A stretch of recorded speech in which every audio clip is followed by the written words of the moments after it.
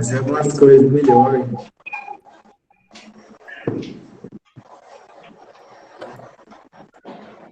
O Meet é diferente do Hangout, né? Porque, digamos, o Hangout deixava nos favoritos, sempre clicava naquele mesmo lugar e entrava. O Meet não. O Meet, Tem que clicar no link que você manda, senão... tem que fazer um linkzinho. Ele é um pouco mais trabalhoso nesse sentido.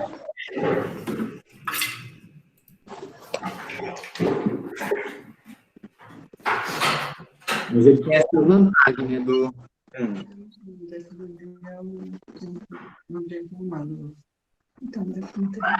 Vamos ver, quem mais?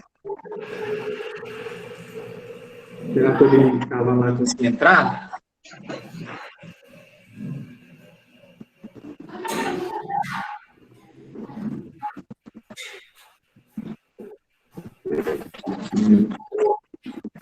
Importante, né?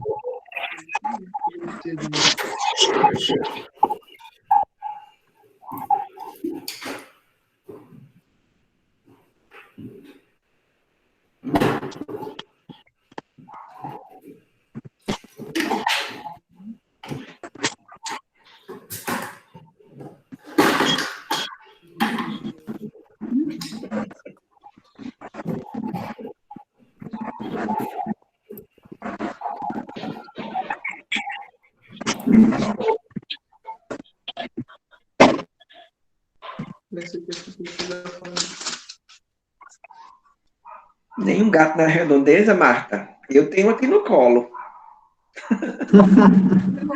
Tinha uma aqui até agora, saiu. Foi passear. Tá frio, eles estão dormindo. Esses gatos são tudo inteligentes. Estão descansando. E seu cachorrinho, o pastor, ficou sozinho lá em Amparo? Tá sozinho, eu paro. Que desnaturado, hein? Não, mas ele se dá bem. Um diazinho, não morre, não. Coloquei comida hoje cedo. Tá? Umas horinhas que ele fica tranquilinho, né? Aí ele fica de boa. Isso é que de noite a gente vê os chinelo comida, umas coisas assim, mas nada que a gente já espere, né? Você deixou comida, tudo para ele. Vamos ver se a sua casa resiste a um filhote sozinho. Vou furar a camazinha. Você sabe o que você vai achar quando chegar lá.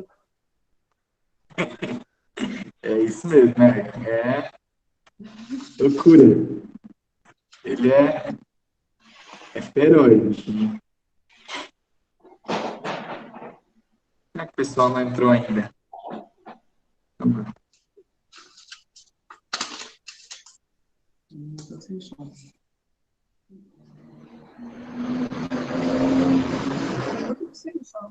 Deixa eu ver que eu acho que a dona Ida ainda está na outro link ainda. Deixa eu ver.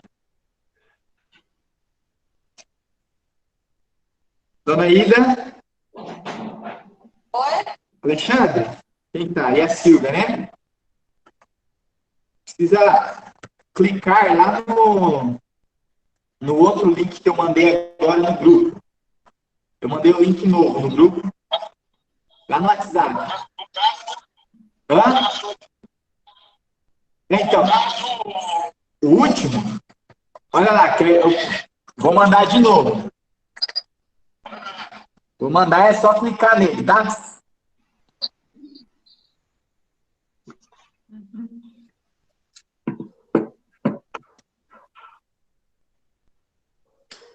Vê se foi lá. Só clicar no grupo, tá aí?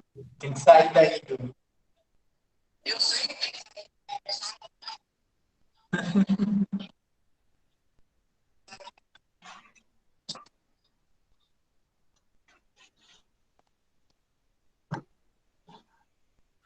Aqui não é assim, né?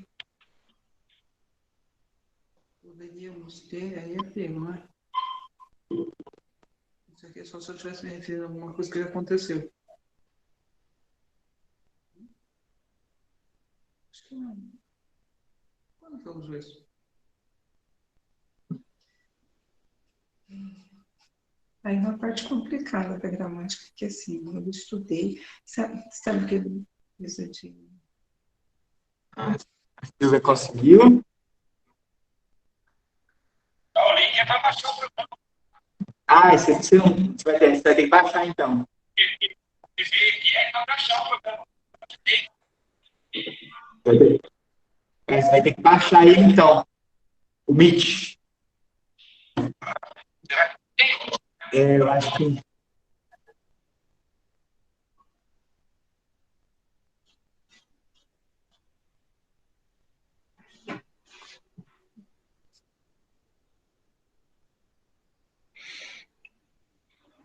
E a Cleo, ela sempre está presente, né?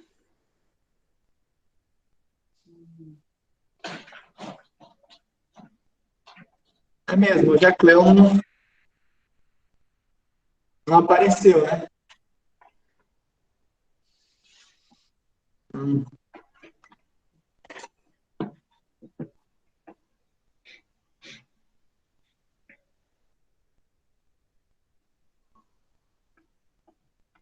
Hoje a Cleo não chegou junto com a gente, né?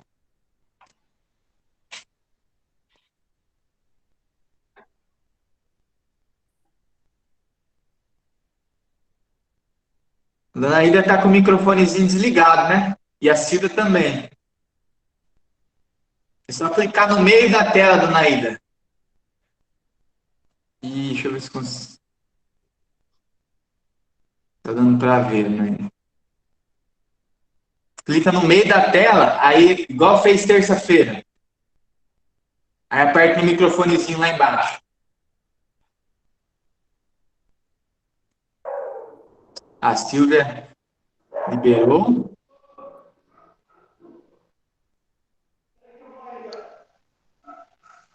O Alexandre entrou também.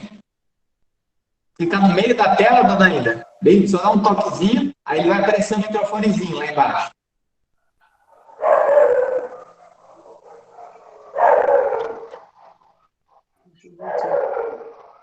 Você está num carro, Alexandre? Tá no carro. Está no carro, né?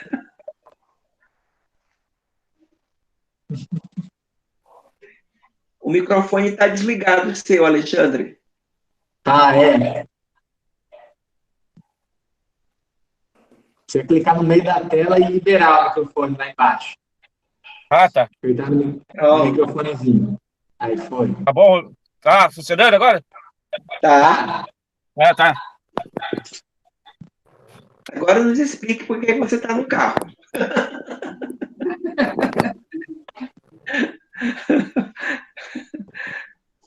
Aí, Dona Ida, Wellington.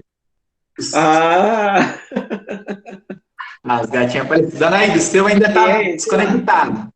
Ou essa? Aí, Marta, quem é esse ou essa? Ainda precisa clicar no meio da tela, dar um toquezinho na tela. E aí apertar lá embaixo no microfonezinho.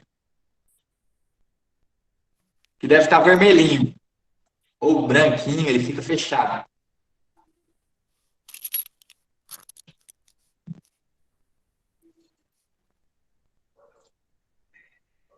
Não tá indo.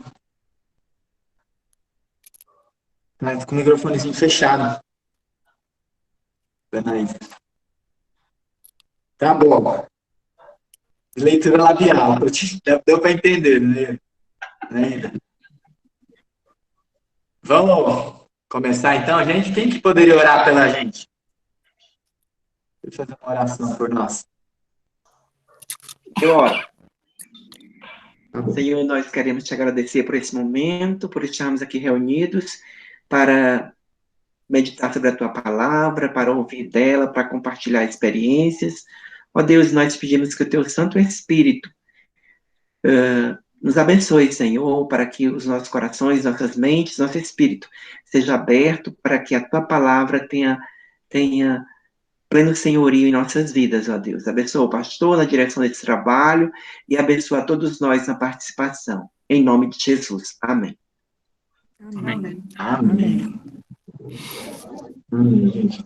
Então, a gente, só dando uma relembrada, né, porque a gente estava estudando, a gente vem estudando alguns temas bíblicos, a gente veio estudando o movimento wesleyano desde o do começo, e a gente fez algumas aulas sobre isso, depois a gente estudou um pouco sobre a carta, né, de Paulo à igreja de Filemon,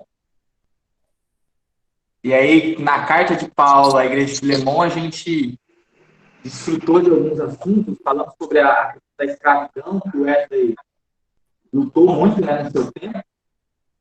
E depois a gente entrou nos estudos de 1 Pedro, né? Então, nós estamos estudando as cartas de Pedro, e a gente começou a estudar a primeira carta de Pedro, né? E aí a gente trabalhou aqueles assuntos, até então a gente conseguiu chegar até no versículo 10 do capítulo 2. Então, a gente chegou na aula passada, no versículo 10 do capítulo 2, que é aquele versículo logo depois, no versículo 9 do capítulo 2, é o em vós sois geração eleita, sacerdócio real, povo de sociedade de propriedade exclusiva de Deus. A gente trabalhou um pouco essa ideia desde o início, né? Pedro ele constrói muito claramente, primeiro a questão de sermos peregrinos na terra, né?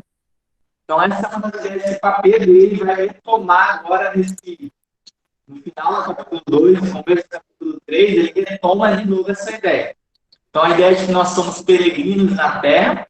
Então, por sermos peregrinos, nós somos embaixadores. Então, sobre nós tem esse peso, né? Nós somos peregrinos e embaixadores de um reino que não é deste mundo, que é o reino de Deus, como nós sabemos, então, nós manifestamos, né? Nós somos embaixadores dele na terra. Uma outra questão que ele trabalha bastante é sobre a nossa...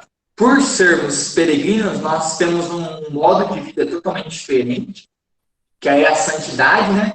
Ele trabalha muito a questão da santidade pessoal, da santidade social, de sermos embaixadores em tudo que fizermos. Então, ele clama muito forte essas ideias para a gente. E aí, quando ele começa a cravar essas ideias, ele nos faz pensar sobre esses assuntos.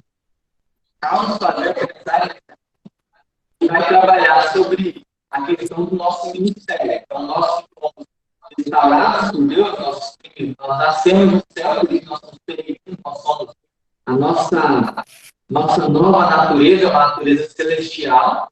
Então, nós temos origem em Deus, nós somos filhos, então nós temos a identidade de filhos, e por sermos filhos, nós recebemos também uma vocação, que é sermos santos e manifestar essa santidade. Semana passada, uma das temas da aula que ele trabalhou muito foi a questão da santidade. No capítulo 2, ele começa, logo no terceiro ou quarto versículo, falando sobre sermos santos. Então, ele trabalhou no segredo. O som está muito ruim. Será que a gente vai ter que desligar os microfones para poder o som ficar melhor? Como a gente fez na vez passada? Na terça? Pode ser. Muito ruim o som. Nossa. Acho que não tem então que desligar os microfones e aí. Quando quiser participar, liga. Isso, quando vierem perguntar alguma coisa, vocês ligam o microfone que eu interrompo. Eu paro e aí vocês perguntam.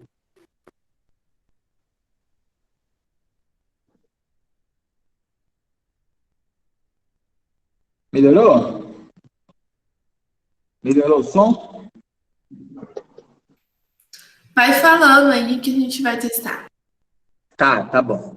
E aí, então, ele trabalhando sobre a questão da santidade, né? Santidade social, que o Wesley vai trabalhar muito sobre isso, né, nos seus conteúdos.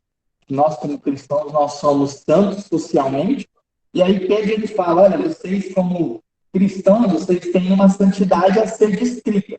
E aí, ele diz o texto do vossa geração eleita, sacerdócio real, povo de sociedade exclusiva. E ele acaba esse versículo, né, que a gente normalmente para aí, ele depois de falar isso, ele fala, a fim de proclamar as virtudes daqueles que o chamou das trevas para a maravilhosa luz. Então, Pedro ele faz esse caminho de construção. Por que ele começa o texto com isso? E essa é a base dos dois primeiros capítulos, até essa parte que nós fomos, é a base do texto. Então, ele está fazendo como se fosse um alicerce, né? Ele coloca um alicerce bem fixado. Então, qual é o alicerce que ele constrói? Nós temos uma identidade em Deus, nós somos gerados em Deus. Então, nós somos embaixadores, peregrinos na terra, porque fomos gerados em Deus. Por sermos gerados em Deus, a nossa identidade é filho. Então, nós somos filhos de Deus. E por sermos filhos de Deus, nós temos uma vocação, que é sermos santos e espalhar a santidade bíblica. Como Wesley gostava muito de dizer, né? Reformar a nação, particularmente a igreja, e espalhar a santidade bíblica sobre toda a terra. Então, essa é a base do texto de Pedro. Agora ele começa, a partir desse versículo 11, do capítulo 2, a dar a trabalhar alguns exemplos práticos, alguns até um pouco pesados, alguns bem muito interessantes, mas alguns ele choca em alguns momentos, exatamente para fazer o povo entender que cristianismo é uma realidade de mudança de vida, transformação e busca por Deus, né? Busca por uma santidade em Deus. E a gente vai trabalhar um pouco sobre isso. Aí, se vocês puderem abrir aí, como estão todos os microfones fechados, eu posso ler. E aí a gente só acompanha. Aí vocês vão acompanhando em 1 Pedro 2, versículo 11.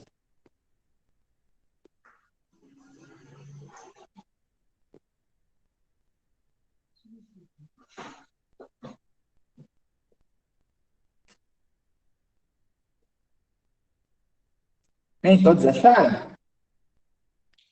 Diz assim: Amados, peço a vocês, como peregrinos e forasteiros que são, que se abstenham das paixões carnais, que fazem guerra contra a alma, tendo conduta exemplar no meio dos gentios, para que, quando eles os acusarem de malfeitores, observando as boas obras que vocês praticam, glorifiquem a Deus no dia da visitação, ou no dia...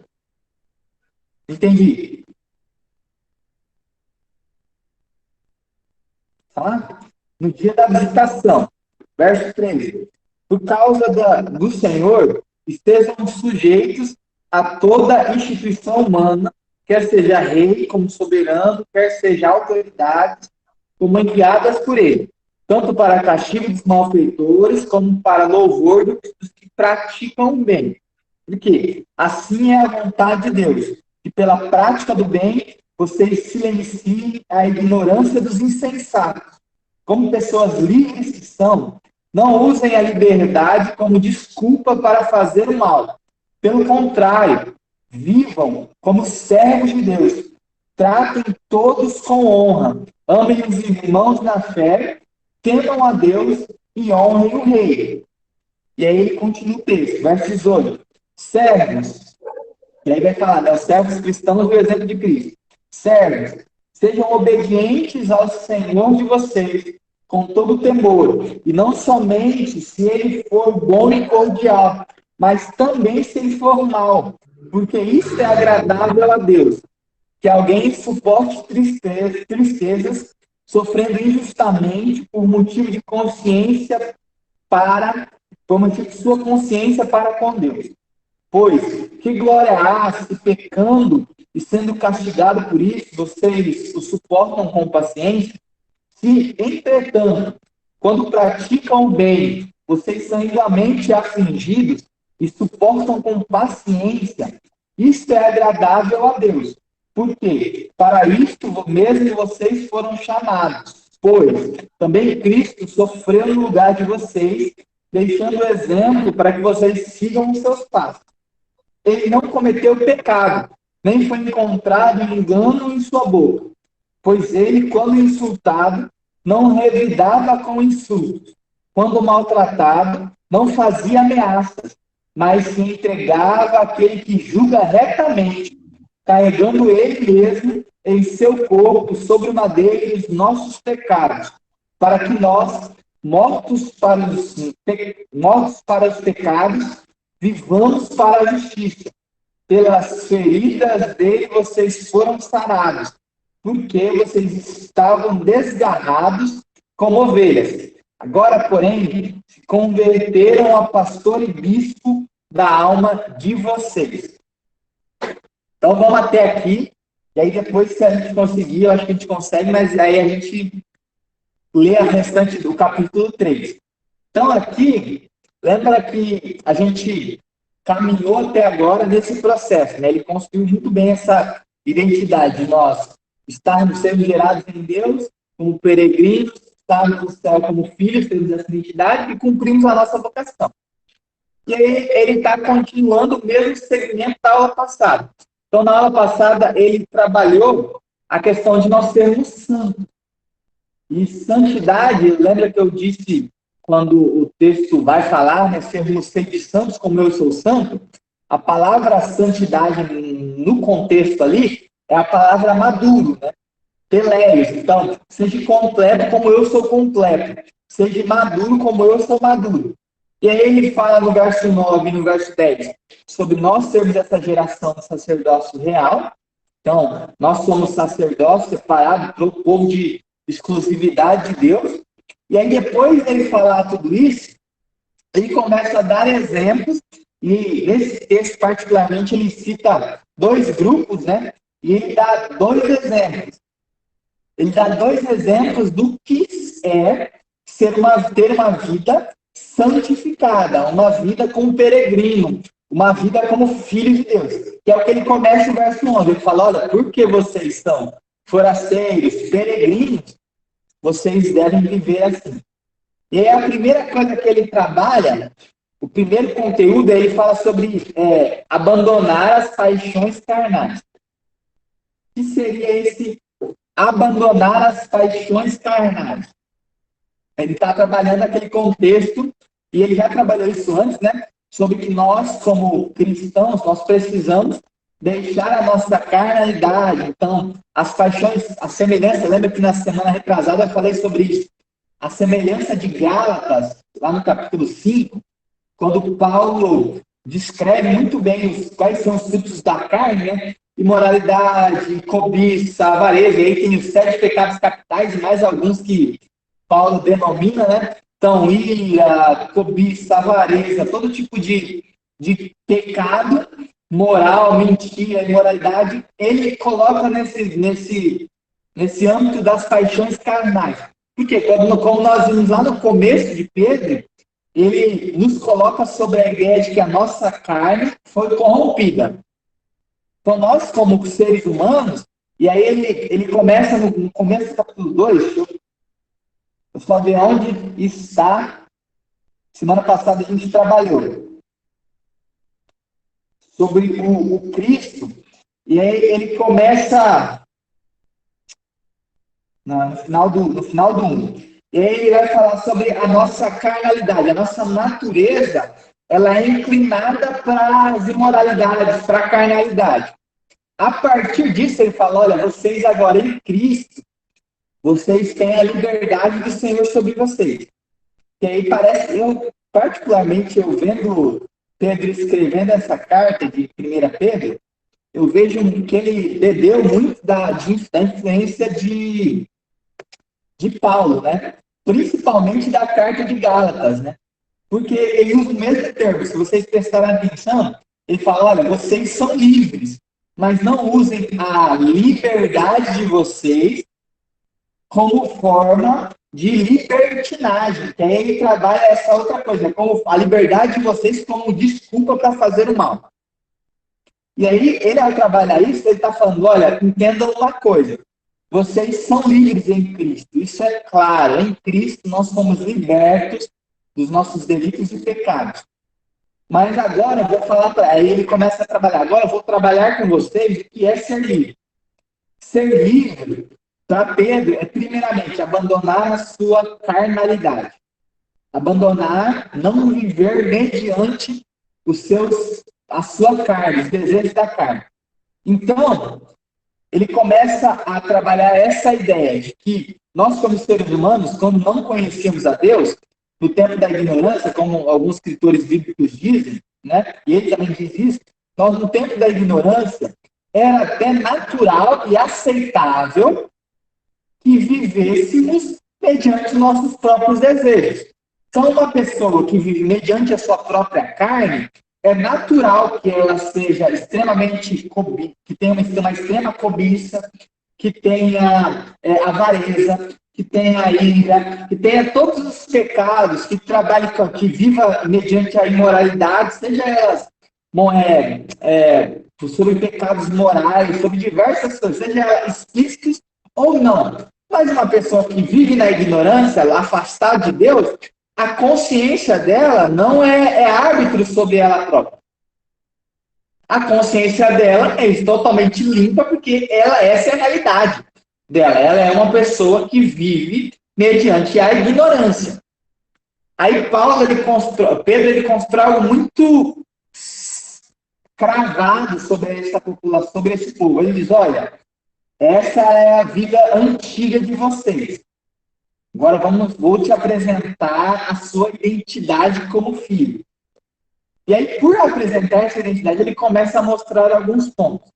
E a primeira coisa assim, que ele mostra como exemplo prático é: não vivam segundo a sua carne. O que é não viver segundo a sua carne? Se antes você era egoísta, como cristão você não pode ser mais egoísta. Se antes você vivia mediante a sua própria carne, como cristão você não pode mais viver mediante os seus próprios desejos. Se antes você era um cristão avarento, como cristão você não pode ser avarento. Se antes você era uma pessoa que fazia qualquer tipo de invejoso, como cristão você não pode ser invejoso. E particularmente, eu não acredito nesse negócio de inveja boa. Tá bom? Então, só para deixar claro assim, inveja é ruim. O que nós temos? Que pode ser inspiração. Nós vemos uma pessoa que fez algo muito bom e a gente pode se inspirar nessa pessoa. Só que a partir do momento que nós invejamos, porque a inveja, ela não existe inveja boa, porque a inveja é o sentimento de que você querer estar no lugar da outra pessoa. Então você tira alguém do lugar que está no lugar, você tira alguém para se colocar. Isso não é cristão. Então, a inspiração é o ambiente onde essa pessoa chegou em algum lugar e fala, nossa, eu quero ser igual àquela pessoa. E aí eu chego e a gente pode ficar os dois no mesmo lugar, ou ele pode ir para outros lugares, mas não tem troca de ninguém. A inveja tem essa grande crise que ela tira alguém de um lugar e coloca eu. É o sentimento de eu de me colocar no lugar do outro, de tirar o outro de um lugar que ele está, porque eu quero esse lugar. Então, isso não existe, esse negócio de inveja boa no cristianismo, né? E aí, quando ele trabalha, ele no começo do capítulo 2, ele fala isso, que abandona a inveja, abandona a hipocrisia. Porque duas coisas que eu vejo que a gente, às vezes, foi para dois extremos, né? Por muito tempo, houve em muitos lugares cristãos que eram incentivados a serem hipócritas, no sentido de se mascarar e só falar pelas costas e ter esse ambiente, e eu acho isso totalmente errado. Eu acho que a gente tem que ter ambiente para, se a pessoa não concordou, não gosta de alguma coisa, ter a liberdade para falar. Então, a pessoa tem total liberdade para falar, desde que, por meio do amor, que fale, que tenha total liberdade. Qual é o outro extremo que na nossa geração tem virado uma febre? É a questão da pessoa que antigamente se escondia e não falava. Agora, hoje em dia, nós temos uma geração que, na maioria das vezes, usa o termo da diarreia verbal, né? Que solta tudo que tem que falar mesmo e não segura nada. Aí eu já acho também um outro pecado. Provavelmente Pedro, se ele estivesse escrevendo na nossa época, ele falava, olha, abandone a hipocrisia e abandone a diarreia verbal. Então, tenha filtro também. Então, esses dois ambientes, para Pedro, são ambientes pecaminosos. E aí ele vai trabalhando essa ideia de que nós, como cristãos, nós não podemos viver mediante a nossa própria carnalidade. Então, a nossa carnalidade, a partir do momento que entregamos a nossa vida a Cristo, como Paulo diz lá em 2 Coríntios 5,17, nós recebemos uma nova criatura. E essa nova criatura, ela tem uma identidade diferente. Então, o síndrome de Gabriela para cristão não existe, né? negócio, eu nasci assim, eu cresci assim, vivi assim e vou morrer assim. Isso é incompatível com o cristianismo. Porque a partir do momento que nós estamos no cristianismo, nós fomos aceitos, nós fomos conciliados com Deus para vivermos igual a Cristo, a semelhança de Cristo. Então, nós não temos a liberdade de sermos como éramos. A nossa liberdade está, em todo momento, num ambiente que nós somos transformados à semelhança de Cristo. Então, esse é o primeiro ponto, quando ele trabalha sobre essa vida exemplar. Outro ponto que aí hoje em dia, a gente até balança, né, quando fala esse versículo, é o versículo 13, versículo 12 e o versículo 13, né? Quando ele vai falar sobre ele fala, olha, tendo a conduta exemplar em meio gentios, para que quando eles acusarem de malfeitores, observando as boas obras que vocês praticam, glorifiquem a Deus no dia da visitação. Aí já dá briga. Por quê? Porque aí Pedro está falando, olha, entenda uma coisa. Se vocês pecarem, e aí depois ele exemplifica isso, se vocês pecarem e forem castigados pelos seus pecados, que mérito existe nisso? Qual é o mérito de um pecador ser castigado pelo seu pecado? Não tem mérito nenhum, é a consequência de algo que se plantou e agora a pessoa está colhendo. Aí ele fala, agora, vocês como cristãos, se gloriem ou sejam felizes quando as pessoas te acusarem de fazer alguma coisa e ao olharem para a sua vida, observarem que vocês não fizeram isso. E aí ele trabalha essa ideia, né? Olha, sejam sujeitas. E aí ele começa a trabalhar a questão da sujeição, que ele vai continuar ainda no mesmo assunto. Você percebe que ele não muda de assunto, ele continua no mesmo assunto, no verso 13. E aí ele fala, quer sejam autoridades como enviadas, ele quanto castigo para malfeitores, quanto para louvores que praticam o bem. E aí ele está trabalhando a mesma ideia, que olha, vocês, como cristãos, precisam entender uma coisa. Não existe mérito algum, até pecado, se vocês continuarem praticando coisas erradas e sendo culpados por isso. Isso é natural, vocês vão culpar, vocês vão estar em pecado. Mas agora é glória para vocês e para Deus, quando vocês, por meio de Cristo, não cometerem as coisas, não cometerem pecado, e as pessoas ainda assim te acusarem. E aí ele cita até o exemplo de Cristo, que mesmo não tendo pecado, não se dignou a responder ou a se defender, mas ele deixou tudo nas mãos de Deus. E aí ele diz que isso é glória. E aí ele inverte todas as nossas lógicas. Porque, particularmente, eu não sei se vocês são normal assim como eu sou, ninguém gosta de sofrer. Ninguém gosta de ser acusado. Injustamente. E aí ele fala, olha, é motivo de glória para vocês se vocês forem acusados injustamente em nome de Deus. Vocês vão gloriar, vocês vão ter glória no dia que eles olharem para a sua vida e verem que é mentira, vocês vão ter glória por ele estar mentindo, e a glória também será designada a Deus. Deus se glorificará por meio de vós.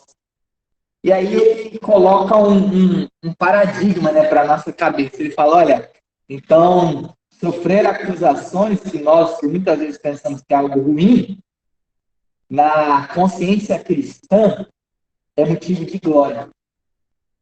E aí entendemos que Paulo vai falar, né, eu não me glorio simplesmente nas coisas boas, mas eu me glorio nas aflições. Eu me glorio por passar fome, né, 2 Coríntios 11, que ele fala, eu me glorio por passar fome, eu me glorio por passar naufrágio, eu sei ser açoitado, eu sei ser quase morto. E a gente entende quando Paulo fala isso, porque Pedro está na mesma ideia. Ele fala, olha, isso é motivo de glória.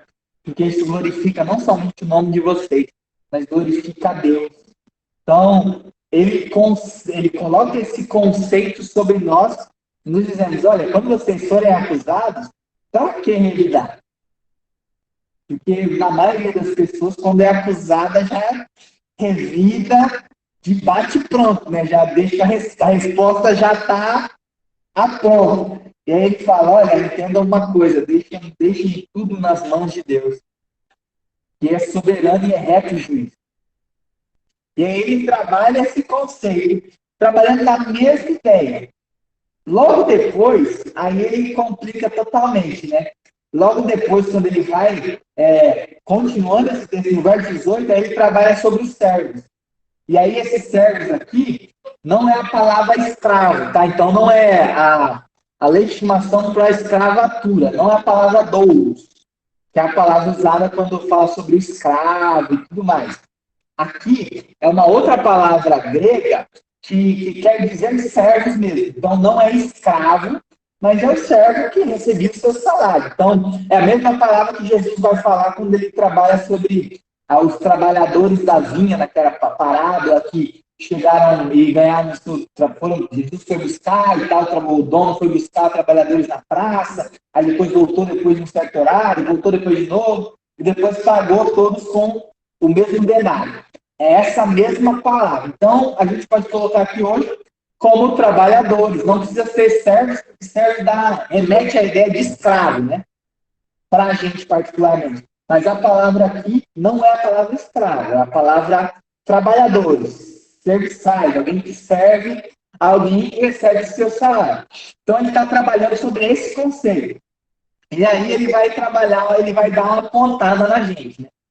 Porque além de ele já ter batido bastante assim, no povo, você imagina que ele está falando povo, agora e a gente está recebendo de bom grado essa mensagem. E ele continua. Ele fala, olha, então, não somente agora vocês, no verso 18, servos, sejam obedientes ao Senhor de vocês, com todo o temor. E não somente se ele for bom e cardeal, mas também se ele for mal. Aí ele pega pesado, né? Então agora ele está falando sobre o nosso patrão, as pessoas que são, todos nós já trabalhamos ou temos ainda estamos ativos, e aí ele fala, olha, se o meu patrão for mal, ame ele, tema ele. E a palavra temor, lembra que a palavra temor no grego não é ter medo. Então não é a palavra aqui, não é a palavra ter medo. É amar e obedecer. Então, ele está falando para você cumprir o segundo mandamento. É amar ao próximo como a ti mesmo e fazer esse cumprimento com o seu patrão. Então, ele está falando, olha, se você tem um patrão e ele for mal, se ele for bom e cardeal, é fácil, né, gente? Amar um patrão que é legal, que é gente boa, que dá férias quando a gente pede, que quando precisa dar folga, que quando a gente está meio assim, não, fica em casa, tal, você precisa, te dá bonificação no final do ano, que dá cesta na Páscoa, que dá cesta no Natal, paga direitinho, é uma benção, é uma maravilha. Mas agora ele trabalha um outro conceito, ele fala, então, mas não é para você amar só se ele for bom, não é para você temer, né, amar e obedecer só se ele for bom e cardeal. É para você ter esse tipo de temor, é para você manifestar sobre ele o segundo mandamento, mesmo se ele for um patrão mau. E aí ele usa o exemplo de Cristo de forma muito clara, né? Ele fala, olha, Cristo, mesmo não tendo pecado nenhum, lá no verso 22, ele não cometeu pecado, nem foi encontrado engano em sua boca, pois ele foi insultado quando não revidava com os insultos, quando maltratava, não fazia ameaça, mas entregava tudo àquele que julga retamente. E aí ele trabalha o conceito, ele fala, olha, entenda uma coisa, vocês cristãos, vocês precisam entender o que é ser cristãos, que a palavra cristão significa pequenos cristos. Aí agora ele precisa nos explicar o que significa ser pequenos cristos.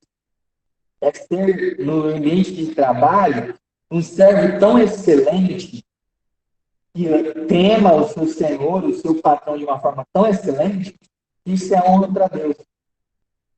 E aí eu não estou falando sobre a questão de ser um bom funcionário, porque isso é o básico. Então, você não pode, tem uma vez o pastor Anderson Silva falando sobre isso, eu gostei muito, que não tem como um cristão se achar melhor por ser um bom funcionário. Você foi contratado para isso, você foi contratado para fazer um serviço. Ser bom funcionário é o mínimo que você deveria ser. Todas as pessoas deveriam ser bons funcionários. Mas você, por ser cristão, esse é o mínimo que você deveria fazer. Aí, Pedro, ele trabalha, olha, você precisa ir além de ser um bom funcionário. Você lembra quando, algum tempo atrás, que conecta muito com o texto que a gente trabalhou, quando eu falei sobre Calvino, sobre a ideia social de Calvino, que ele constrói, né, essa ideia. Qual era a ideia social de Calvino? Que tudo, em qualquer ambiente, seja ele fora, dentro da igreja, seja ele privado ou público, tudo que vocês fizerem, vocês têm que fazer como se estivessem fazendo para Deus. E esse conceito, Pedro ele coloca para nós, ele fala, olha, uma coisa, vocês como cristãos, vocês devem servir de forma excelente, não porque você é um ser humano normal, não porque, mas porque você é um cristão, isso tem que estar enraizado em você, que você está fazendo como se fosse para Deus. Não existe ambiente de trabalho que não seja um ambiente de cristianismo. Então, não existe ambiente de trabalho que não seja um ambiente de espalhar testemunho. Então, onde você está, você é embaixador. Como embaixador, como peregrino, isso tem que estar enraizado em você. Você precisa estar todo o tempo entendendo que o que você estiver fazendo, independente de qual seja a sua profissão, você precisa manifestar o nome de Deus sobre ela. Você precisa manifestar a graça de Deus sobre ela. Então, todo cristão deveria ser excelente no seu trabalho. E deveria ser excelente em tudo. Então, o cristão deveria ser reconhecido. Aí eu gosto muito da frase de Wesley, né? Quando ele fala pregue o tempo todo, se necessário, use palavras, porque todo cristão deveria ser reconhecido como o melhor funcionário da empresa, não para ganhar uma bonificação ou não para ganhar alguma coisa, mas que reconhece que você está servindo a Deus. E aí você pregaria de forma excelente na vida das pessoas sem precisar falar. Então, o ambiente de trabalho também não é um ambiente de você ficar falando para as pessoas que eles precisam de salvação. Mas é um ambiente onde você demonstra para as pessoas que você foi salvo e que elas podem também ser salvas. Então, esse ambiente onde você interfere por meio do seu bom desempenho, né? Por meio do seu trabalho bem feito. E esse é o princípio que Pedro coloca no final do capítulo 2, né? E exemplifica o que ele começou lá no capítulo 2 a falar sobre nós sermos santos, sobre nós sermos salvos, né? Sobre nós sermos embaixadores do Senhor. E agora ele dá esses dois exemplos, né? Ele fala, olha, é assim que deveria ser a nossa vida como cristãos. Nós deveríamos ser esse padrão de pessoas. Esse padrão de santidade. Amém? Alguém quer falar alguma coisa? Uma colocação?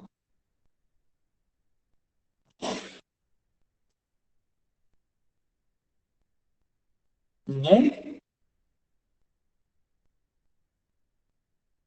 E aí, depois disso, ele começa no capítulo 3, né? E ele vai... Capítulo 3, esses próximos capítulos, o próximo capítulo e o outro, é mais dando exemplos práticos mesmo, né? Ele trabalha bem sobre alguns exemplos práticos do que é ser um cristão na vida real, né? Então, ele está falando sobre um cristianismo fora das quatro paredes, dentro das suas casas, dentro do seu trabalho, dentro dos seus ambientes. E aí ele começa o capítulo 3. E aí diz assim, capítulo 3, 1 Pedro 3, verso 1. Continuando, ele fala, igualmente vocês, esposas, estejam sujeitas, cada uma ao seu próprio marido, para que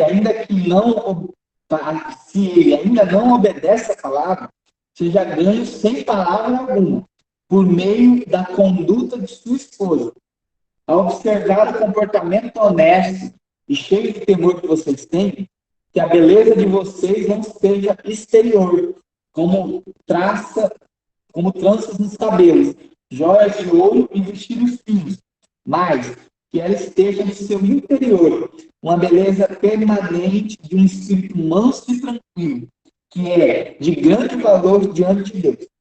Pois foi assim também que no passado costumavam se enfeitar as santas mulheres que esperavam em Deus, estando cada qual sujeito ao seu próprio marido.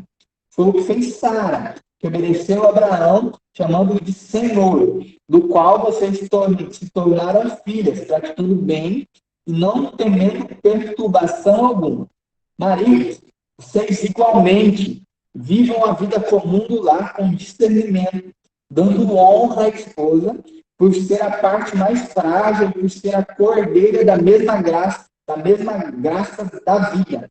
Agindo assim, as orações de vocês não serão interrompidas. E ele coloca um ponto bem pesado, né? Ele fala, olha, tem um jeito das orações de vocês serem interrompidas enquanto casal. E aí ele trabalha esse ponto. Primeiro, ele trabalha um dos pontos sobre a mulher. E aí o texto ele começa, né, falando sobre a questão da submissão. Tem muitas pessoas que não entendem esse ponto e ficam em bastante crise sobre isso, né? E muitas mulheres, até no nosso século, têm brigado muito e não aceitam isso. Mas submissão é estar sobre a mesma missão, né? O termo submissão é estar sobre a mesma missão. Então, maridos, homens e mulheres estão sobre a mesma missão. E como a gente lembra, por muito tempo a gente teve uma tradução bem errada sobre isso, mas a missão quem estabeleceu foi Deus. Então, Deus tem uma missão que foi derramada sobre o ser humano de ser governador, né, governante, e as mulheres são auxiliadoras. Então, as mulheres têm o papel de estar sobre a mesma missão de auxiliar o homem. E auxiliadora não tem nada a ver com questão de menos do que alguém, né? Mas é a lógica que vocês estão indo para o mesmo propósito. Vocês, como cristãos, vocês têm a mesma missão, que é a missão de Deus. No casamento, vocês continuam tendo a mesma missão, que é a missão de Deus. Qual que é a grande crise que aí eu vejo que acontece no nosso tempo? Primeiro, ele usa até esse exemplo, né? Se as mulheres que se casam em julgo desigual. E aí a crise é grande. Por quê? Quando você se casa em julgo desigual, você já tem sobre si, e foi explicado por Deus desde a antiguidade, casar em julgo igual já não é fácil, já tem as dificuldades do dia a dia. Quando você casa com uma pessoa cristã, que também confessa a mesma fé que você, tem os mesmos princípios que você, já não é a mil maravilhas, já tem as partes, os caminhos difíceis. Todo casamento tem as dificuldades. Mas agora, casar em julgo desigual já foi explicado desde o Antigo Testamento que não era uma boa coisa se fazer. E ele usa bem esse exemplo, né? Por quê? Ele usa muito desse exemplo. Porque a comunidade grega era natural que as pessoas se casassem com pessoas de outra religião. Eles não tinham... Na comunidade judaica, depois de um tempo já foi até aceito, né? Era meio que comum isso acontecer, mas na comunidade grega isso era muito forte. Então as pessoas não se preocupavam com religião, com confessarem a mesma fé ao se casarem.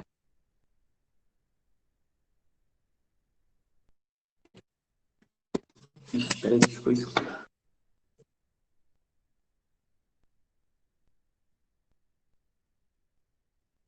Voltou? Voltou?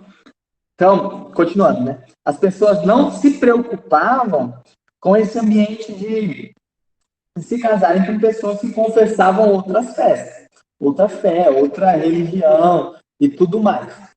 Quando você vem para o cristianismo, Pedro ele sente a necessidade de reforçar esse tema. Por quê? Porque estava acontecendo muito. E ainda ele faz um adendo, para nós talvez seria muito atual, né, a colocação que ele faz. Ele fala, olha, entenda uma coisa, bem no versículo 1, ele fala, cada um sejam sujeitos, cada um ao seu próprio marido, para que, se ele ainda não obedece a palavra, seja ganho sem palavra alguma, por meio da conduta de sua esposa, ao observar o comportamento honesto e cheio de temor que vocês têm. Então, ele deixa esse patamar, esse ambiente muito claro. Eles falam, olha, já foi descrito, né? Eu acho que ele já devia, eles lembravam, Paulo fala isso, né? Que não é bom, usando o texto do Antigo Testamento, que não é bom viver em julgo desigual. Então, ele aqui de forma muito clara, e Paulo também fala sobre essa questão, né? Ele fala, olha, se você casou em julgo desigual, Paulo vai falar, você não se separe. Então, você casou e o seu marido não confessa a fé. Amém? Você escolheu casar, então não se separe. Agora, se você... Que aí é o texto que ainda ele fala, né? Se você ainda não casou, também não case, né? Paulo devia estar meio... Paulo era meio que John Wesley, né? Não curtia muito esse negócio, tá? Tinha meio umas crises aí. E aí, não case também, que vocês vão conseguir viver a Deus e se entregar a Deus de uma forma mais excelente. Mas aí, ele está trabalhando sobre essa questão das mulheres que casaram-se e tinham seus maridos que ainda não eram cristãos. Ela fala, olha, vocês estejam tão submissas, sob uma mesma missão, que vocês entendam que a pessoa que está do seu lado, ela se converterá por meio da sua honestidade e por meio da sua vida cheia de temor. Então, lembra quando Pedro constrói essa palavra temor? É amor e obediência. Então, olha, que as pessoas se convertam por meio do teu temor. Então, ele coloca isso como um pilar sobre a vida das pessoas. Ele fala, olha, isso é bom. Por quê? O que acontece demais é que, por muitas vezes, nós temos errado. Uma vez escutei um testemunho que me marcou muito. Isso, há uns 10 anos atrás, na pregação do pastor Lucinho. Ele falava assim que uma vez uma mulher da igreja dele, lá em BH, se converteu. E a mulher se converteu e tudo mais, uma bênção, glória a Deus, aleluia. E aí a mulher orou pelo marido dela muito tempo. E depois que essa mulher começou a ser tocada, porque ela falava muito, ela reclamava muito com o marido, ela, tudo que tinha ela reclamava que ele bebia, ela reclamava que ela fazia não sei o quê, ela reclamava de tudo. E aí, depois de 20 anos quase orando por esse marido, no meio de um jejum, eles foram fazer um jejum na igreja, eles colocaram um mês de jejum. E aí Deus tocou muito forte no coração dela, que durante um mês ela não poderia reclamar com seu marido. Meu irmão, conta a história, isso é uma história verídica. Conta a história que depois de um mês o marido dela estava lá ajoelhado no altar depois do final do culto, querendo aceitar Jesus, o pastor conversando e tal, o pastor foi orar com esse irmão, e ele perguntou, meu irmão, o que você tem um motivo de oração? Você quer? O irmão falou assim, eu quero me entregar minha vida para Jesus. Nossa, que bênção, meu irmão, aleluia, mas por que você quer entregar a sua vida para Jesus? Meu irmão, se esse Jesus conseguiu calar a minha esposa por um mês, eu quero esse Jesus agora. E por muitas vezes, isso é uma chatice não só de mulheres, tá? Mas é uma chatice do cristianismo. E aí eu levo para um outro ponto. Nós, por muitas vezes, cristãos, somos crentes chatos quando nós falamos demais e demonstramos de menos. Então, nós somos cristãos extremamente chatos quando nós, por meio da fala, queremos convencer pessoas. A força, né? Nós, às vezes, em alguns momentos da vida, eu já falo por mim, eu já fui também esse crente chato, e queria convencer a pessoa na marra ali. E por muitas vezes, as pessoas levam isso para o casamento, seja tanto a mulher, que foi um exemplo que eu dei, tanto o homem também, que tem uma esposa que ainda não é convertida. Leva isso para dentro do casamento. E aí a gente precisa entender que quem convence a pessoa é o Espírito Santo, como nós estudamos há uns pontos atrás. O Espírito Santo, como diz lá em João 16, o Espírito Santo convence a pessoa do pecado, da justiça e do juízo. Então, quem convence é o Espírito Santo. Não é a nossa fala, não é pelo nosso muito falar que nós seremos ouvidos, já diz a palavra de Deus. Então, não adianta a gente ficar tagarelando e falando demais. mas como cristãos, aí Pedro deixa muito claro aqui, nós devemos ser honestos, santos, cheios de temor, cheios de amor e obediência, estarmos sob a mesma missão, sermos santos ao ponto de as pessoas que convivem conosco dentro das nossas casas serem convertidas por isso, se converterem por meio da nossa santidade, por meio do nosso testemunho. Então, isso é que ele deixa muito claro aqui. Ele continua dando esse mesmo exemplo. E aí ele vai falar sobre esse mesmo propósito, sobre esse caminho que nós devemos. E aí ele usa o exemplo da mulher, né? E aí ele fala, olha, você, que a sua beleza não seja beleza exterior. Que a sua beleza, o que marque as pessoas, não seja o que as pessoas veem por fora. Porque como ele diz aqui, essas coisas se corrompem, as coisas acabam. Beleza acaba. As coisas materiais acabam. Mas que o nosso valor, a nossa beleza esteja no interior.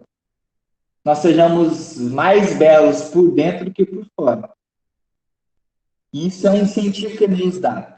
E aí ele continua e ele fala isso para os maridos também. Olha, ele fala, maridos também vivem do mesmo modo. Eu gosto muito do texto de Paulo, quando Paulo fala para a igreja de Éfeso, ele fala sobre esse mesmo tema em Efésios 5, fala sobre o mesmo tema de missão para as mulheres, trata sobre a mesma missão, e aí ele vai falar sobre o marido. Maridos, olha, sejam tão apaixonados, amem tanto sua esposa, assim como Cristo amou, que seu amor seja um amor sacrificial, a ponto de você se doar por ela. E investir nela para que ela seja apresentada a Cristo como uma forma santa, honrosa. E aí, quando a gente olha para isso, ela trabalha esse mesmo conceito. E aí ele coloca para a gente, olha, se vocês, dentro do seu casamento, não têm vivido isso, as suas orações podem ser interrompidas. Eles falam, ó, vivem desse modo para as orações de vocês não serão interrompidas. Agindo assim, as orações de vocês não serão interrompidas. Isso é muito sério. Ele está falando que a nossa santidade dentro do lar interfere no nosso relacionamento com Deus. Ele fala que se nós formos santos, se nós formos sábios, se nós formos maduros, honestos no nosso lar, se nós formos, como ele usa os dois exemplos, nós discernimos as coisas com clareza, se nós amarmos de forma mutuamente, se nós convivermos dessa forma, nós teremos um relacionamento com Deus não interrompido. Nós teremos um relacionamento com Deus vivo.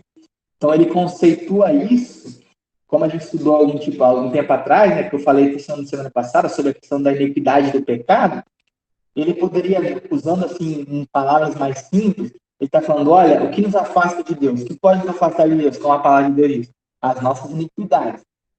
Ele está dizendo, olha, se você não é santo no lar, dentro da sua casa, você pode ter as suas orações interrompidas. Então, ele está comparando a falta de santidade no lar com uma vida de iniquidade. Isso é muito sério para nós. Isso é algo que a gente precisa pensar sempre, refletir sempre. Isso interfere no nosso relacionamento com Deus. Isso interfere na nossa vida com Deus. Alguma colocação?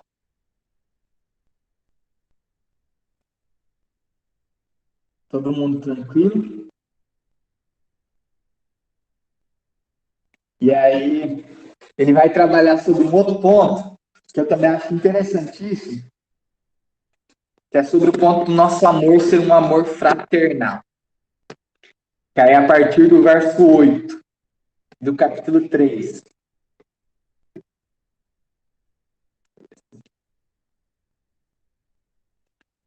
Vou ler o final do capítulo 3 todo, que dá para a gente conversar sobre ele. Diz assim, capítulo 3, verso 8.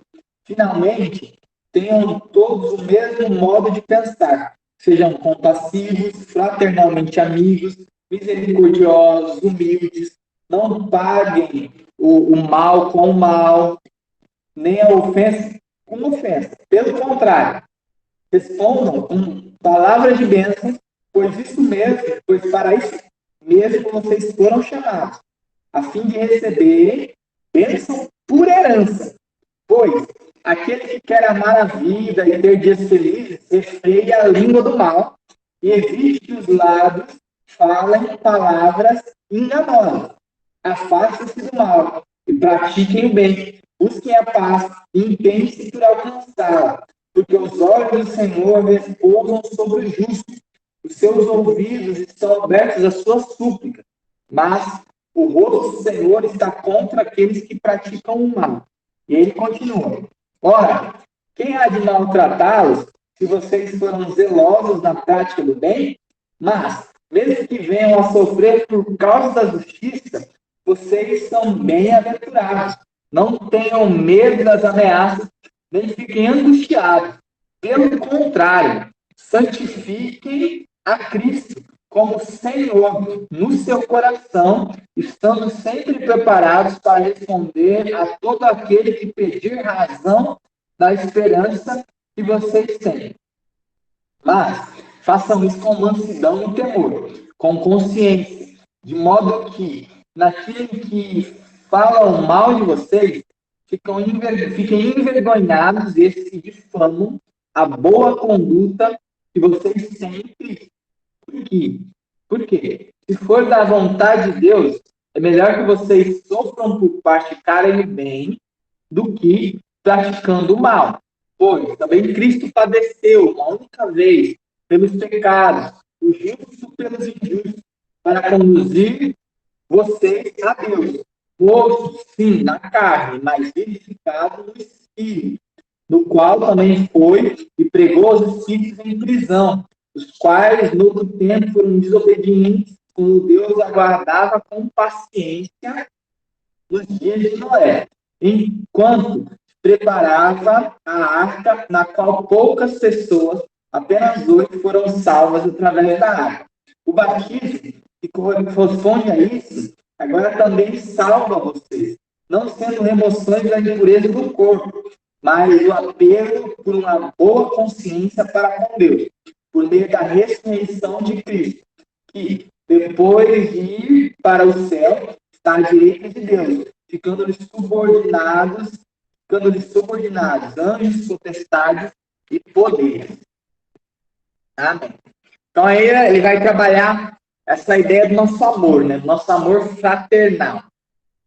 E aí ele vai falar bem sobre essa ideia de santidade, da nossa santidade social. Ele fala, olha, vocês agora como cristãos têm o mesmo modo de pensar.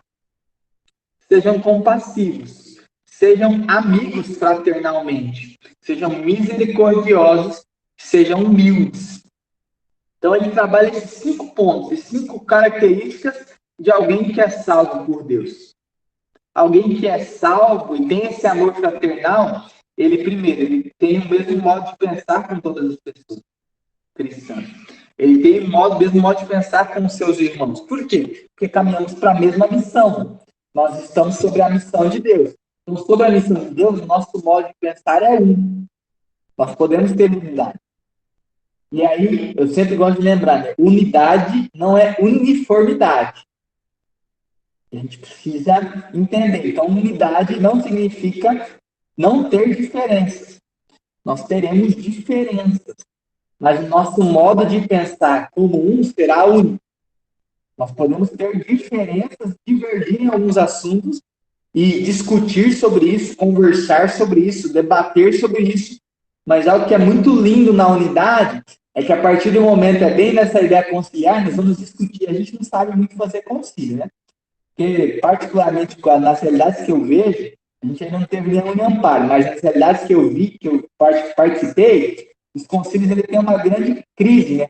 Porque é um grupo que quer uma coisa, outro grupo que quer outra coisa, aí na hora do concílio ninguém briga por nada, ninguém discute com nada, assim, conversa, fala quais são os seus pontos claros, de forma clara e honesta, e aí depois saem os 2 grupos. O grupo que ganhou sai comemorando porque ganhou, e o grupo que perdeu sai bravo porque não conseguiu atender as suas solicitações. Quando o nosso sermos cristãos, sermos uns, deveria ser um ambiente onde nós debatemos sobre tudo de forma enfática, de forma amável, mas debatemos de forma clara. Sermos cristãos deve ser o nosso posicionamento claro. Para que quando nós decidirmos aquilo ser tanto meu quanto do próximo. Então, tanto que discordava de mim, quanto que aceitava da minha opinião, e se a minha ou se a opinião dele se concretizou, isso não é mais a minha nem a dele a opinião, é a nossa. Então, a consciência de ser um é agora ter um pensamento único. A partir do momento que nós decidimos algo, depois de debate, depois de divergências, nós assumimos um posicionamento como nosso. Isso fala sobre unidade. E aí ele fala, sejam, tenham o mesmo modo de pensar, sejam compassivos, fraternalmente amigos, misericordiosos e humildes. Ele trabalha esses pontos como forma de sermos cristãos, né? Pastor, Pode falar. é como se o nosso objetivo fosse maior do que os meios para alcançá-lo, não é? Então, o nosso objetivo deve ser único. Agora, os meios não implica que sejam os meus. No concílio, vamos decidir qual o meio apropriado. E mesmo que não seja o meu meio, se nós estamos no mesmo objetivo, eu vou contribuir. Porque o objetivo é único, não é? Isso. É exatamente isso. É exatamente esse conceito. Então, a partir do momento como cristãos, nós precisamos entender isso, né? Nós temos agora um ambiente único. Então, não é mais a minha ideia, não é mais o meu pensamento. É o nosso que prevalece. Então, nós somos ensinados. E é muito legal, o hebraico nos ajuda muito nisso, e o grego também, porque no hebraico, e tanto no grego, o verbo, ele não começa a conjugação por eu. E, como nós sabemos bem, né, nós não é plural de eu. Então, nós achamos que nós é plural de primeira pessoa. Esse é o pensamento que muitas pessoas têm, que a palavra nós é o plural de... Então, são vários eu juntos, viram nós. Mas, na verdade, nós não é plural de primeira pessoa. Nós é uma pessoa em plural, é a primeira pessoa em plural. Então, é uma única identidade que é plural. Isso é nós. Que a definição diz que nós é a primeira pessoa em plural. Aí, quando nós olhamos para a nossa realidade, nós olhamos para essa identidade cristã, e aí o hebraico nos ensina muito, porque o hebraico ele começa a conjugar de nós. Então, o hebraico ele não começa a conjugar do eu. A conjugação hebraica, o primeiro modo de conjugar é o nós. Nós conjugamos primeiramente nós, para depois ter sentido no eu. Para depois conjugarmos nosso próprio eu, por meio de nós. Então, a nossa identidade, ela transparece para o eu. Porque é nós. Nós em primeiro. Então, isso é algo que Pedro constrói sobre o nosso amor fraternal. A nossa identidade plural precisa sobressair ao eu. E aí, ele começa a trabalhar alguns conceitos e ele volta, né, nesse termo, e ele fala, olha, que eu acho muito interessante, muito parecido com o Tiago, né? Ele fala, olha, aquele que quer amar a vida e ter dias felizes, e refreie a sua língua, e evite que os lábios falem palavras enganosas. Eu acho que o Tiago, ele leu bastante a carta de Tiago, né? E Tiago também vai falar sobre isso, né? Olha, que a língua, mesmo sendo um órgão tão pequeno, pode causar as maiores destruições, né? Como se fosse o leme de um navio, né? Então, é um ambiente tão pequeno, mas que controla um navio todo. Pode destruir, jogar ele contra um iceberg, pode salvar. Então, a gente tem esse ambiente por meio da língua, por meio do que nós falamos. E aí ele vai trabalhar sobre essas falas enganosas, e falas enganosas é todo tipo de fala que ele falou lá atrás sobre a questão da hipocrisia, que nós devemos abandonar, mas ao mesmo tempo, ao refrear a língua, ele está falando sobre esse ambiente da diarreia verbal, que é o outro extremo, né? Ao mesmo tempo que nós não falamos coisas enganosas, não somos hipócritas, nós também não soltamos tudo que achamos que devemos soltar. Nós sabemos ter discernimento para caminhar e seguir a paz com todos, que é o que ele vai falar, né? Olha, afaste-se do mal, pratiquem o bem, busque a paz. E aí ele fala, busque a paz, legal. Aí ele fala, olha, pense por alcançá-la, não é só buscar, mas se empenhe bastante para que você possa alcançar a paz. Então, a paz não é algo que a gente consegue, assim, de tão... Ainda mais a paz com os outros, né? Não é algo que a gente consegue, a paz com o nosso próximo. Então, sim, muitas vezes a paz quer nos fugir, né? Quer dar um baile em todo mundo. Porque tem hora que nós queremos algum tipo de conversa, discutir, a gente não quer ter paz. A gente fala, olha, busquem a paz. Depois de você buscar a paz, você empenhe-se para que você possa alcançá-la. Então, ele trabalha esse conceito.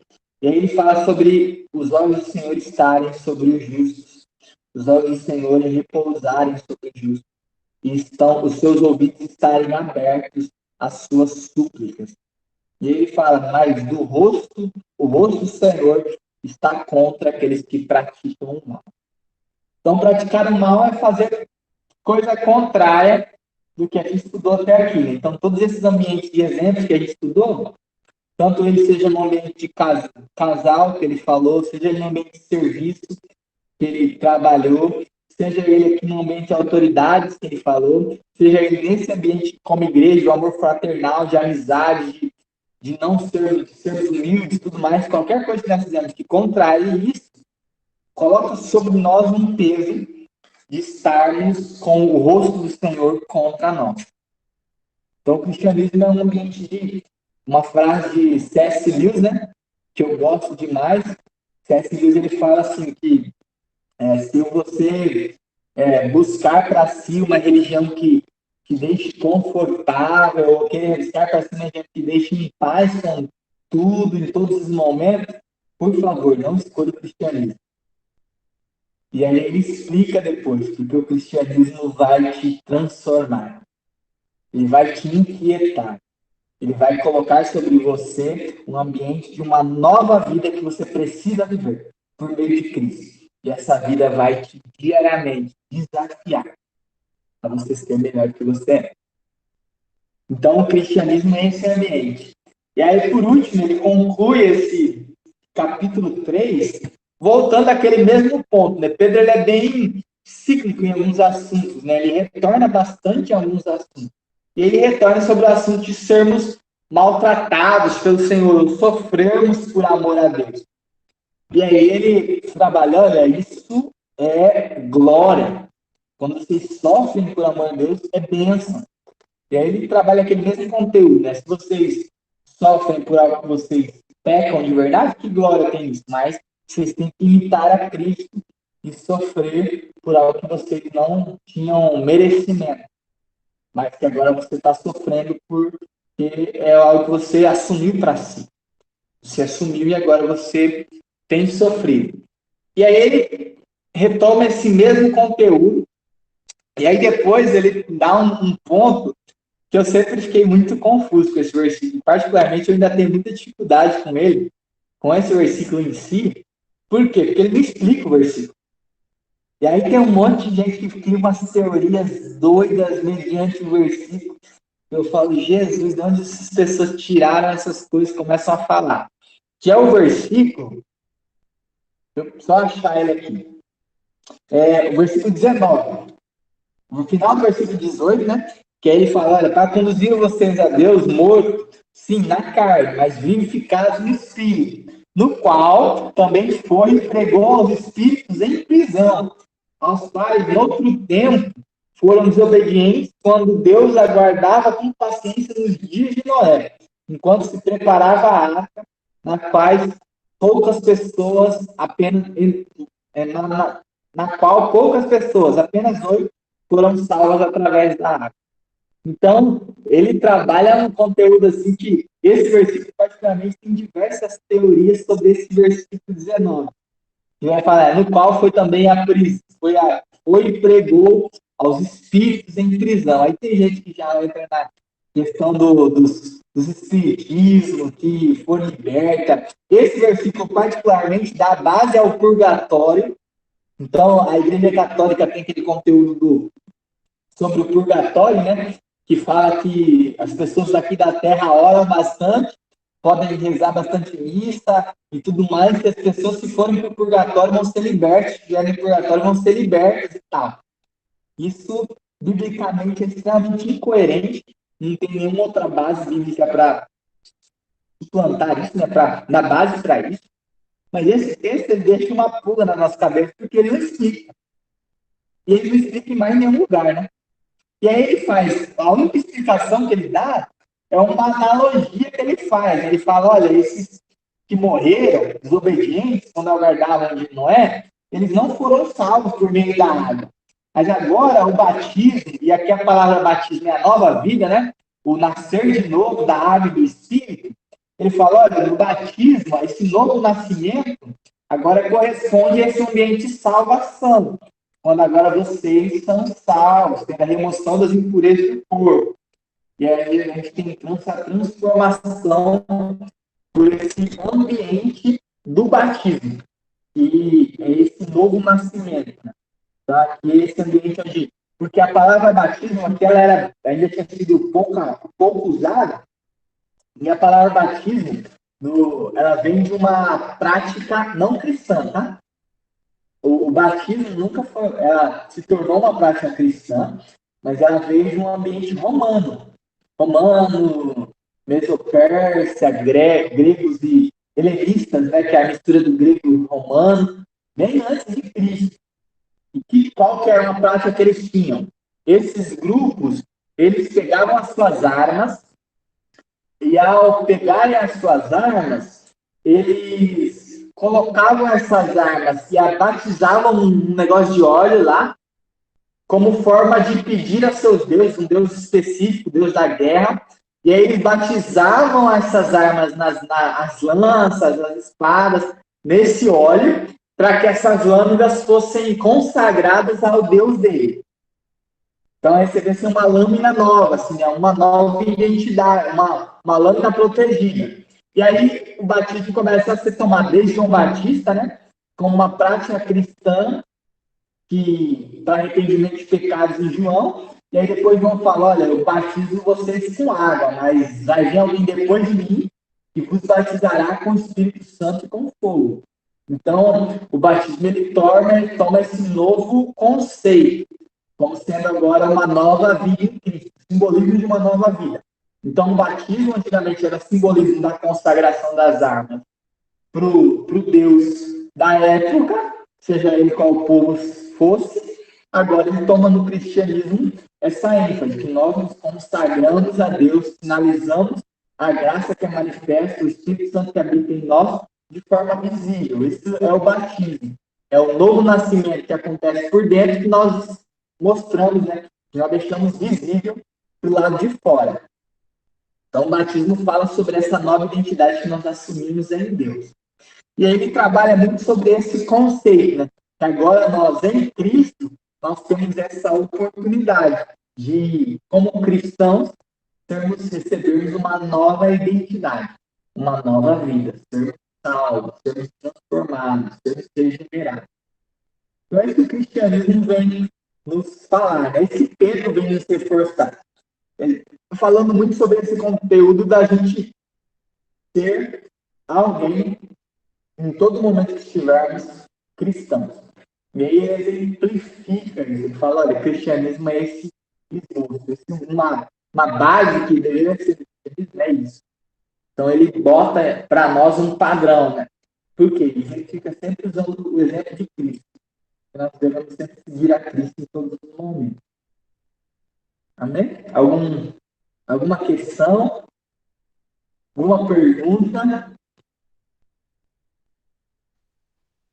Na verdade, assim, vendo todos esses versículos que a gente estudou hoje, a gente percebe claramente na palavra de Pedro o chamado de Deus para que a gente assuma uma nova vida, né? O cristianismo não tem nada a ver com religião. É uma nova vida criada por Deus, pelo poder do Espírito Santo, na vida daquele que tem fé em Jesus. E isso se aplica em todos os ambientes, no trabalho, no lar, como pai, como filho, como cidadão, né, pastor? E e parece que ele nos chama a agir mais e falar de menos. Falar de menos, porque, na verdade, para que haja essa paz, para que haja esse cumprimento da vontade de Deus em nossa vida, é necessário que a gente não pleiteie tanto, que as nossas vontades ou os nossos pontos de vista sejam estabelecidos, mas que a vontade de Deus seja feita através de nós. E para isso a gente tem que, muitas vezes, renunciar a isso mesmo em prol de uma coisa maior, que é que o reino de Deus estabeleça no nosso meio, né? Sim. É bem interessante, bem prático. A vida cristã é bem prática.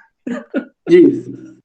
A vida cristã não é a vida de domingo no culto, né? É a vida de segunda, onde nós, na segunda, na terça, na quarta, na quinta, nós demonstramos o cristianismo.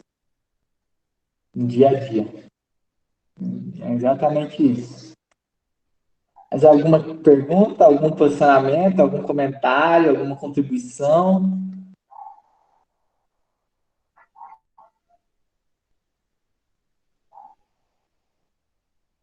Muito bom esse estudo.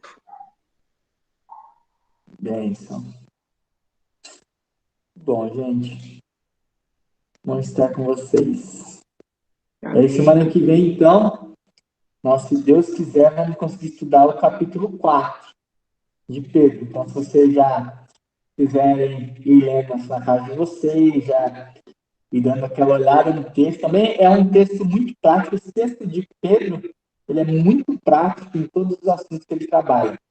Então, ele trabalha muito a prática do cristianismo, como deve ser um cristianismo prático de verdade.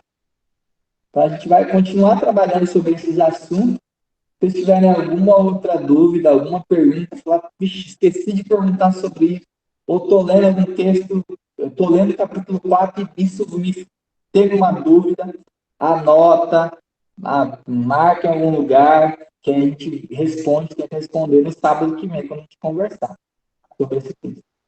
Então, 1 Pedro 4 vai ser o texto da semana que vem, capítulo 4.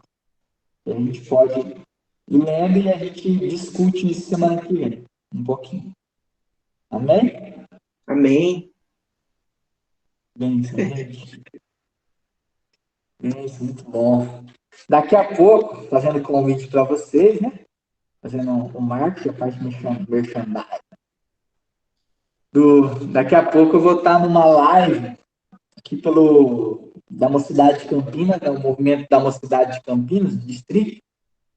E aí, sobre o tema da live é cristianismo em pautas sociais. Então, é uma live assim, que me desafia bastante, até alguns já tive acesso às perguntas, e as perguntas me desafiam bastante. Então, assim, temas que me fizeram pensar bastante. Eu precisei da ajuda da Amanda em algumas perguntas, mas graças a Deus, vai ser bênção, espero ser bênção naquele lugar. Se vocês quiserem assistir, 7h30, a gente manda o link, vai ser pelo Facebook ou pelo YouTube. E aí, 7h30, eu mando o link para vocês no grupo.